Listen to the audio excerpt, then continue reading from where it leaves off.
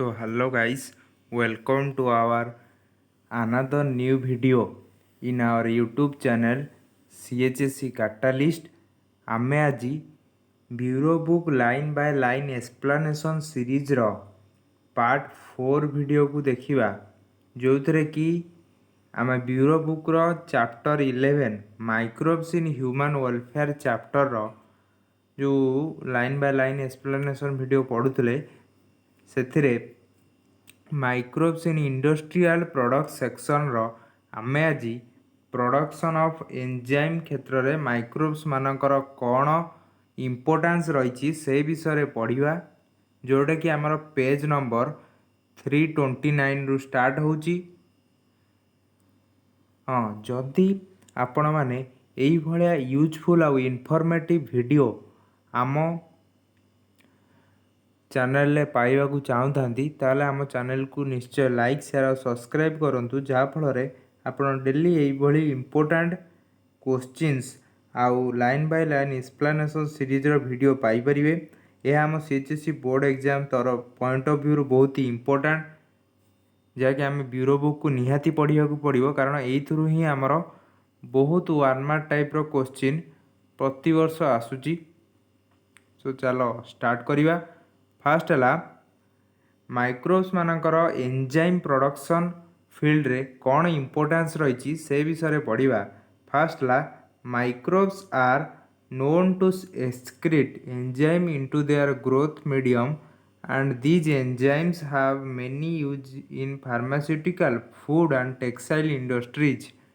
Microbes माने तांकर excretory product भावे किछि एंजाइम को रिलीज करिथांती जेउठी से तांको ग्रोथ मीडियम रे जोथि कि से जो एंजाइम गुडी को रिलीज होता है से एंजाइम मानकर फार्मास्यूटिकल माने मेडिसिनल यूज क्षेत्र रे फूड और टेक्सटाइल इंडस्ट्री रे बहुत किछि यूजेस रही। Some of the microbial enzymes and their uses are given in the table below.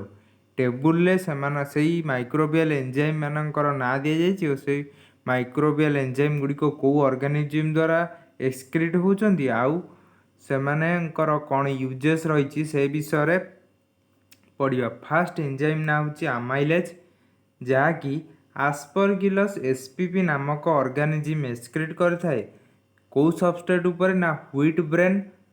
तार एप्लिकेशन कौन यह डाइजेशन में हेल्प करता है और preparation of glucose syrup. Glucose syrup preparation रे अमाइलेज एंजाइम रो यूज होता है।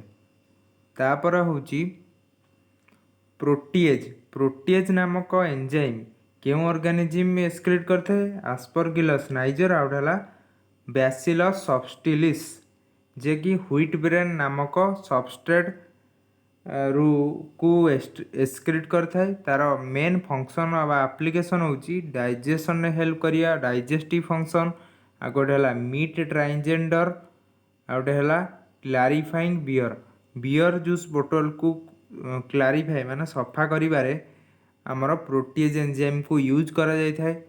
तापर नेक्स्ट एंजाइम रो ना होची पेक्टिनेज जे कि आस्परजिलस एसपीपी नामक ऑर्गेनिज्म एक्सक्रीट करथाए पुनी कोठी ना व्हीट ब्रेन सबस्ट्रेट उपरे सेमानकर एप्लिकेशन कौन it is use to clarify fruit juice बोतल।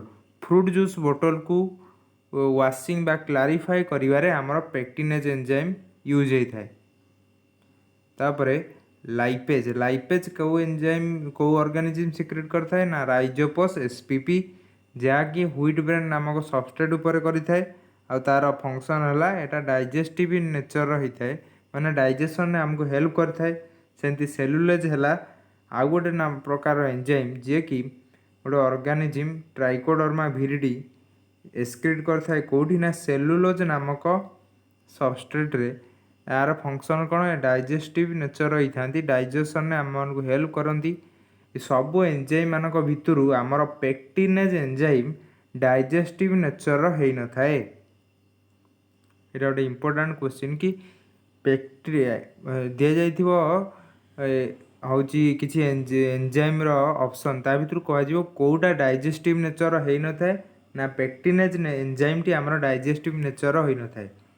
तापर कौन देला ना the quality and quantity of enzyme produced depend upon the strain of microbes and cultural condition केमिति से एंजाइम रो क्वांटिटी आ क्वालिटी कौन रहिबो ता काहा ऊपर निर्भर करथाय से माइक्रोब रो स्ट्रेन ऊपर निर्भर करथाय आउ कल्चरल कंडीशन केउ कंडीशन रे से एंजाइमटा हमर कल्चर मीडियम रे excrete हेतिला।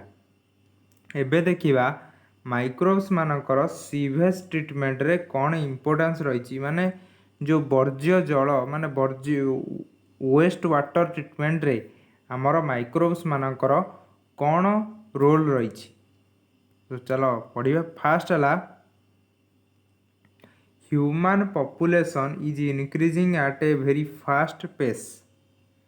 Human population day to day life रे धीरे धीरे बढ़िबारे लागिची। as a result of this and particularly after the industrial revolution cities town and urban center in the form of human settlements are coming up in large scale।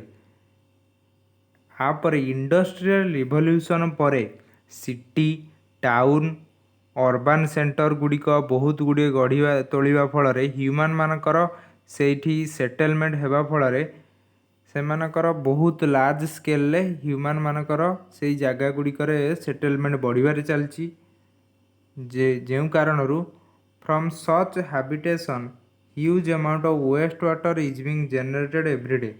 यही कारण बहुत परिमाणर waste water आमर सृष्टि होची प्रतिदिन। Waste water from such location are called sewage. से ही city urban area town municipal area रू जो वेस्ट वाटर गुड़िक बाहरुची ताकू कौन कहुए सीवेज कहुए। Conventional waste treatment practices like chest pits, septic tanks, sewage forms, gravel beds, percolating filters, and activated sludge processes with anaerobic digestion have been used in most countries from the time immemorial। ए microbes मानकु anaerobic digestion process रे किछि सॉल्ज रो formation फल रे आमे यही waste water को purify करि पारुचे। These are less effective and sometimes non productive. यह बेले बेले लेस इफेक्टिव आउ नॉन प्रोडक्टिव होता है इन मोस्ट कंट्री रे। बहुत कंट्री रे एगुड़िक लेस इफेक्टिव आउ नॉन प्रोडक्टिव होता है। एबे देखिबा आमे पेज नंबर 330 कौन देछि ना fast however the waste water and domestic sewage contain good amount of degradable organic compounds। से वेस्ट वाटर बा डोमेस्टिक वाटर जहाँ हम घर बाहर से कौन थाए गुड अमाउंटर बायोडिग्रेडेबल ऑर्गेनिक कंपाउंड जहाँकि ऑर्गेनिक कंपाउंड जो ऑर्गेनिक कंपाउंड गुड़िक माइक्रोब्स द्वारा डाइजेस्ट हो पारुथबो से ऑर्गेनिक कंपाउंड बहुत मात्रा रे थांती। तापर कौन ना bacteria protist and many other microorganism are capable of breaking down these organic matter. Bacteria protista और किसी माइक्रोब्स माने यही ऑर्गेनिक मैटर को ब्रेकडाउन करि पारंती। These microbes need to supplied with adequate nutrients, oxygen and other essential elements for their growth, which consequently enhance the rate of chemical degradation। यही microbes मानक बहुत गुड़िए nutrients oxygen आउ essential element दरकार जहाँ फल से ही मीडियम रे बहुत भलरे ग्रो करें आउ तांकर केमिकल डिग्रेडेशनटा को बढ़ाई पारे जहाँ फल इजिली से ऑर्गेनिक कंपाउंड रो ब्रेकडाउन हो पारिबो। तापरे treatment of such waste water is carried out in 3 steps primary process secondary आउ टर्शियरी। 3टा स्टेप रे आमे से वेस्ट वाटर को प्यूरिफाई करथाउ। In primary steps unwanted coarse non biodegradable particular remove. Primary process रे कौन होता है आमर जो non biodegradable particle waste particle तार फिजिकली रिमूव कर दो। सो ये प्रोसेसटा कौन कहुए ना फिजिकल प्रोसेस। तापर कौन होता है तापर आम देखा सेकेंडरी प्रोसेस। तो secondary process consist of aerobic microbial degradation in open bioreactor. Secondary process रे कौन होता है से माइक्रोब्स मान को सुइटेबल न्यूट्रिएंट मीडियम माने ओपन बायोरिएक्टर रे जहाँ किसी डिजायर न्यूट्रिएंट्स ऑक्सीजन प्रोवाइड करा जाए जा फल कौन करा जाए से माइक्रोबियल डिग्रेडेशन करने अलाउ करा जाए। से कौन होता है ना organisms multiply and grow forming biomass known as sludge. से माने कौन करती माइक्रोब्स माने इजीली ग्रो करती आउ किछि बायोमास को प्रोडक्शन करथांती जार ना हला sludge. The sludge is passed on to the anaerobic bioreactor for its anaerobic digestion to produce biogas and manure। यही स्लज माने पंक जो प्रोड्यूस होता है ताकू कौन करा जाए आमे आनएरोबिक बायोरिएक्टर को पठे दू जो थे कि आनएरोबिक डाइजेशन प्रोसेस रे आमर कौन होता है से जो ऑर्गेनिक मैटर रो ब्रेकडाउन होता है जहाँफल कि बायोगैस को रिलीज होता है आ जहाँ किसी वेस्ट प्रोडक्ट रही जाए ताको आम मैन्योर बा कंपोस्ट खत भाव व्यवहार करिथाउ। The tertiary process is optional. हमर प्राइमरी प्रोसेसटा कौन थिला ना फिजिकल प्रोसेस थिला।